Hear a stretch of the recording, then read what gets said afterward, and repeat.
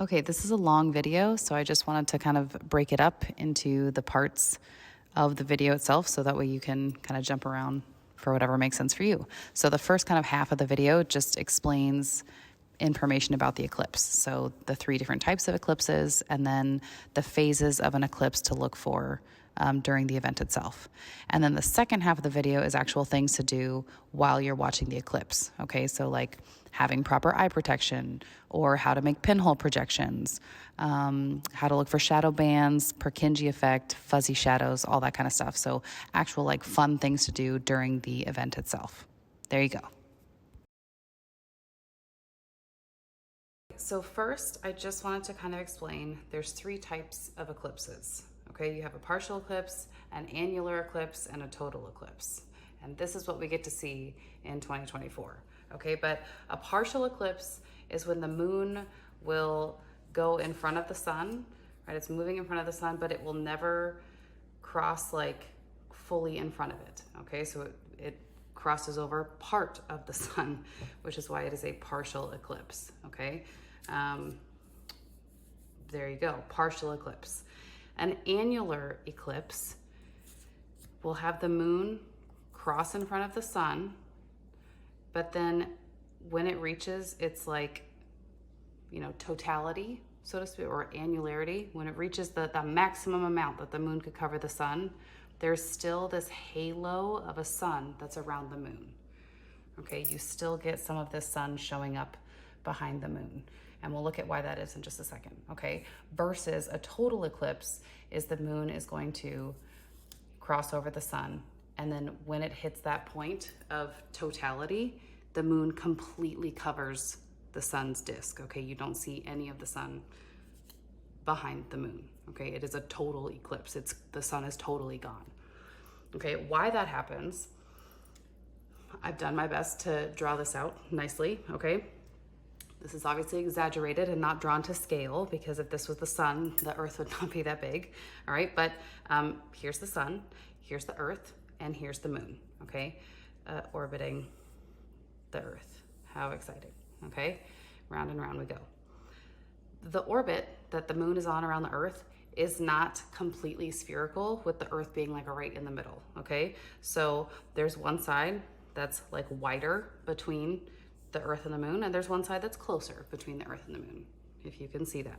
So an annular eclipse will be when the moon is on the side of its orbit that's further away from earth. So because it's farther away, the moon, to our perspective, looks smaller. It's not that the moon actually changes sizes, right? But the moon looks smaller. So because it's smaller, it won't actually cover up the full disk of the sun. Versus a total eclipse, right? Earth has spun and rotated and done all of its awesome stuff, but now the side for the orbit of the moon, when we're getting this eclipse, it's the closer side to the moon to Earth, okay? So now the moon seems closer to us. Well, the moon is closer to us, so it seems bigger. So it's able to kind of take up more of our perspective, and it's able to completely, totally block out the sun. All right, so that's why we are getting a total solar eclipse. So it's rare, right? It's rare that you would have the Earth, the moon, and the sun totally aligned, and that it would just so happen to be on the right side that we get the moon so that we can have a total eclipse, not an annular eclipse, right? And that it happens to be so close to us on the Earth. So there you go. Difference between the 3 types of eclipses. So we're gonna look at the phases of the eclipse to look for. We call them contacts, okay? So contact 1, contact 2, contact 3, and contact 4, okay? 4 main contacts of an eclipse. And contact 1 would be, right, here's your sun, and it is the moment that the moon touches the sun, okay? So that's the very first contact, C1. It's when the moon first touches the sun. So then in between this point of C1 to C2, this is all partial eclipse stuff, okay? So this is looking at your pinhole projections. This is doing all kinds of cool things. And then the closer you're getting to C2, kind of as the moon is moving, there we go, further and further across the disk of the sun, right before it gets to C2, which is exactly when the moon like completely covers the sun. Okay, but before we get to that point, there's a couple of things to look for. So like 90 seconds, 60 seconds, 30 seconds before contact 2, which is when the moon completely covers the sun, you want to look for something called shadow bands. We'll talk about that later. So you can start to look for shadow bands. Then you're going to look for the diamond ring as this moon is moving across. It's going to make this like really bright, kind of shining, looks like a diamond ring coming out from the sun. And then last but not least, you're going to look for Bailey's beads. And what that is, right before the moon hits C2, so right before the moon hits completely covering the sun, the moon is not perfectly spherical, right? It has craters, it has mountains, it has valleys. So as the moon starts to cover the sun, it's not going to be this perfect sphere. There will be like bumps, and those are called Bailey's beads. So you can actually see the outline of the moon as it's kind of covering the sun, okay? So then at contact 2, at C2, that is, I'll scooch these guys over, okay? C2 is when the moon totally covers the sun. Okay, so I am now in, put this up top. Ta-da, this is your total eclipse phase between C2 and C3. And this, in between, oh gosh, so I'm moving all this around. In between C2 and C3, this is the only time that it is okay to take off your eye protection and look up at the sun when it's in its maximum. It's called its maximum here. Okay, so the maximum total eclipse, all right? So then the moon keeps moving across, and then at some point we're gonna hit C3, which is when the sun is starting to poke out from this side of the moon. That's supposed to be completely covered. Okay, there you go. So the sun is now starting to poke out. That's contact 3. The moon is no longer completely covering the sun. And now we're out of total eclipse time, okay? So when you hit C3, or a little bit before, you wanna put back on your eye protection, and you don't wanna blind yourself, okay? So then we're back into between C3 and C4. This is more partial eclipse stuff, okay? And then it basically works backwards. So you're gonna see some Bailey's beads. You're gonna see the diamond ring. You could look on the ground for shadow bands. And right, that moon is just gonna be moving further and further away from the sun until you finally hit C4, which is the very last contact, and the eclipse is over. So there you go. There's the phases of the eclipse for you. Okay, so we're inside. Here is a poster board that we're gonna use as our backdrop. Not ideal conditions, but it is still cloudy outside, and I wanna make this for you. So, okay, so here are the science-y things to do during an eclipse, okay? Thing number 1 is you have to have the proper eye protection. Okay, so there are a whole bunch of different ones you can buy, but the thing that is actually important is this, as long as you don't have the glare, ISO 12312-2. So if you have glasses that have that, you can put these on, wear them during the eclipse, look up at the sun and watch it. If you don't have these, that's okay. You can watch the eclipse through pinhole projections and stuff that I'll show you how to do, but don't look up at the sun if you don't have the proper eye protection. You can actually blind yourself, not during totality when the sun is like completely covered, but any kind of like partial part where there's still a sliver of sun, you can burn your retinas and blind yourself. So please don't do that. Make sure you have proper eye protection, okay? All right, it's the most important part. So, okay, other than eye protection, the next most important thing you're gonna need is some kind of white background so that you can see the shadows clearly when you are looking for the things for the eclipse, okay? You want to be able to look at the shadows. And wherever you are, maybe there's pavement, so you'll be able to see those shadows, but if there's not, you know, nice pavement that's really smooth, if you just have grass, you won't be able to see a lot of the things that we're gonna do very clearly. So you wanna get a white poster board, a white sheet, a white, whatever, tablecloth. It doesn't really matter. Just anything that will give you a nice white background so you can see these crisp shadows, okay? Next, we're gonna look at pinhole projections. And that is the way that you can actually watch the eclipse via a shadow, okay? So like you can kind of see the shadows of my hands here. We're gonna make pinhole projections so you can see the eclipse and how it's happening, but not look directly up at the sun and blind yourself, okay? So what you wanna do, you can make any kind of form of this, okay? You can take a hole punch with a piece of paper or cardstock and just, you know, punch some holes in, and then the shadow underneath will show you what the actual eclipse looks like. So I'll get a different angle of this so you can see underneath it. But right now you can kind of see the shadows of this look like circles.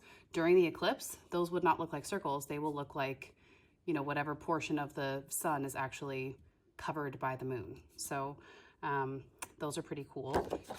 You can make any kind of designs that you are creative enough to think of. You can make your names, you can make your kids' names, you can make 2024, whatever, okay? You can do that.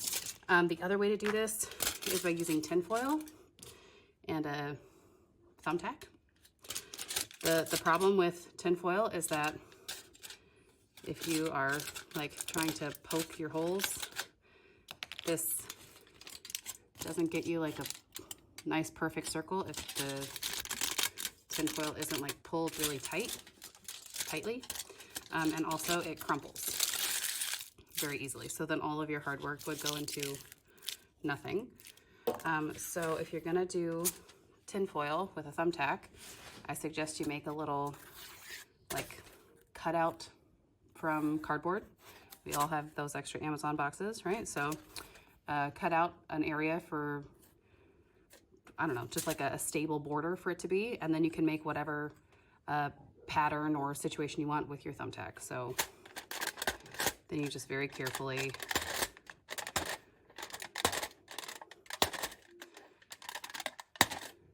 poke your holes. You do just want to make sure that you're trying to make perfect circles, right, like this, so that way you have perfect circle shadows, so you will see what the sun actually looks like during the eclipse, okay? So try not to like rip your tinfoil here, okay? You can make your design of whatever it is. You can see that I didn't do it perfectly. There's these two that smushed together, ripped together, not ideal, but just when I'm looking at the shadows, those ones won't look perfect for what the eclipse looks like, but the other ones will look pretty nice. So I'll show you what that looks like.